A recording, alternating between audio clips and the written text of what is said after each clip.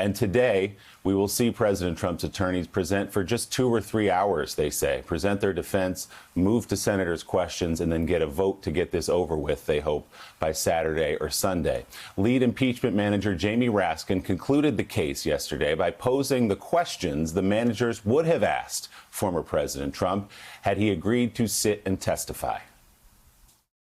We would pose these preliminary questions to his lawyers, which I think are on everyone's minds right now, in which we would have asked Mr. Trump himself if he had chosen to come and testify about his actions and inactions when we invited him last week.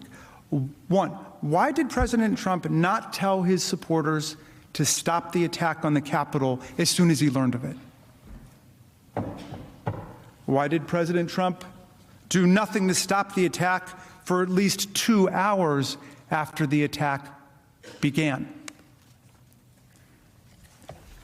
As our constitutional commander-in-chief, why did he do nothing to send help to our overwhelmed and besieged law enforcement officers for at least 2 hours on January 16th after the attack began?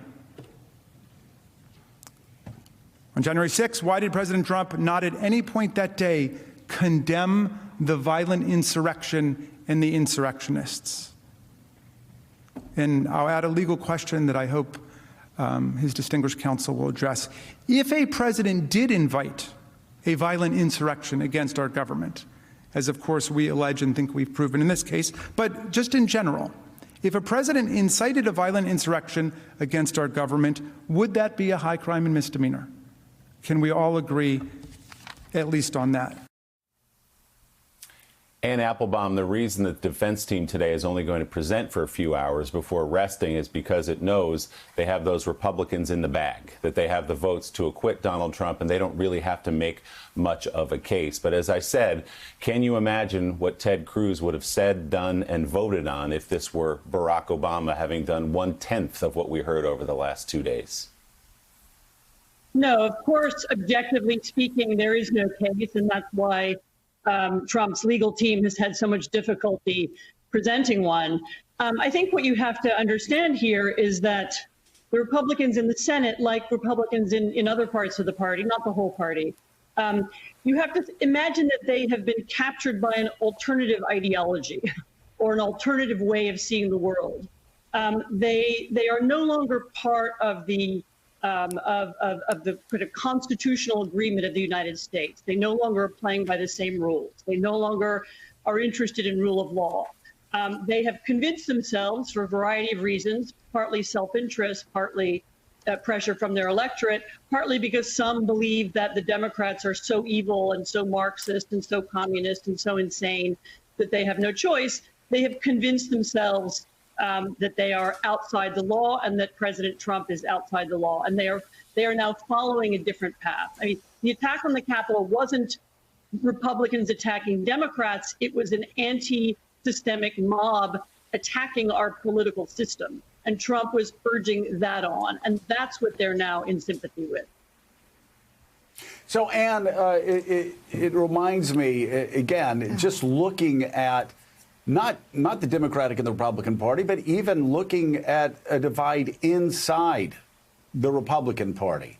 Watching a lot of Republicans leave the Republican Party. Richard Haas announcing yesterday that he was doing it, but hundreds of thousands are doing it across the country. It reminds me so much of what you wrote about in Twilight of Democracy about friends that you knew in Poland. And the split, not the split between the left and the right, the split between the right and the center right. And a lot of it had to do with a conspiracy theory about a crash. And as you explained, an airplane crash. And as you explained, the conspiracy theories changed every day. And it didn't matter that the facts constantly changed and constantly contradicted themselves. They became identified with this. The same thing appears to be happening here in the United States, where these Republicans, they really don't care what the facts are. They don't care about the cop killers. They don't care about how many died. They're going to follow Donald Trump and those conspiracy theories and those facts no matter what. You have to understand the conspiracy theories as a kind of alternative reality.